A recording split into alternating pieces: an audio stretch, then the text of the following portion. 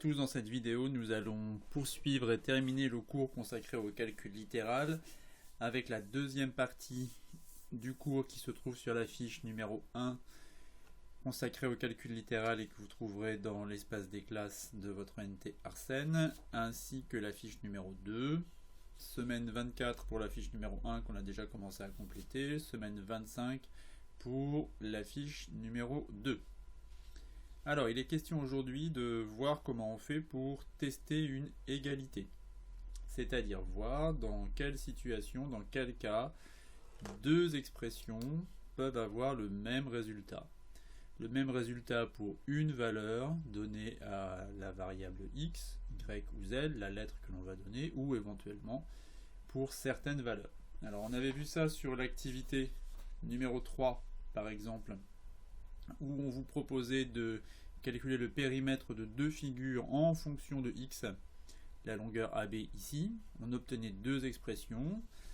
Et puis on s'apercevait, par exemple, en construisant un tableau, alors un tableau qu'on peut compléter à la main, soit par l'intermédiaire d'un tableur, eh bien on pouvait calculer la valeur de l'expression x plus 10 qui correspond au périmètre du triangle et la valeur de l'expression 2x plus 4 qui correspond au périmètre du rectangle pour certaines valeurs de x. Et quand on fait la liste des valeurs obtenues, on s'aperçoit que pour une valeur de x donnée, les deux périmètres sont égaux.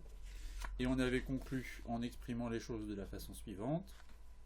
On va dire que l'expression, que l'égalité x plus 10 est égale à 2 fois x plus 4 est vraie lorsque x égale 6, puisque les deux résultats ici sont égaux. Cette égalité, en revanche, est fausse pour toutes les autres valeurs qu'on a pu calculer, 9 par exemple. Si x vaut 9, eh bien x plus 10 vaut 19, 2x plus 4 vaut 22, et donc ce n'est pas égal. Donc on dira dans ce cas-là que l'expression est fausse, que l'égalité est fausse. On avait fait une autre application ici avec deux programmes de calcul dont on montrait que les résultats étaient différents lorsque l'on partait du nombre 3. Et puis on concluait en vérifiant que pour le nombre 7, les deux programmes de calcul donnaient le même résultat. Donc voilà l'idée qu'on va représenter maintenant dans le cours. Alors, votre fiche de cours maintenant, dans la partie consacrée donc au calcul littéral et en particulier ici pour la notion qui s'appelle tester une égalité. Voilà la définition, vous n'avez rien à écrire, juste à lire. Tester l'égalité de deux expressions signifie remplacer chaque lettre par une même valeur et indiquer si l'égalité est vraie ou fausse pour cette valeur. Donc voilà comment on peut présenter les choses sur un exemple. L'exemple est le suivant, j'ai l'égalité 5x moins 4 est égal à 3x plus 8 et je veux savoir si cette égalité est vraie pour x égale 6. Eh bien on va prendre le premier membre de l'égalité, c'est-à-dire l'expression 5x moins 4. On va remplacer x par 6 dans cette expression et on va calculer. On va faire la même chose pour le deuxième membre de l'égalité. On va calculer. Si c'est égal, on dira que l'égalité est vraie. Si c'est pas égal, eh bien on dira que l'égalité est fausse pour x égale 6. Attention, si on le présente comme ça ici, c'est qu'on ne commence pas par dire que c'est égal pour s'apercevoir ensuite que les deux résultats sont différents. On fait des calculs séparés.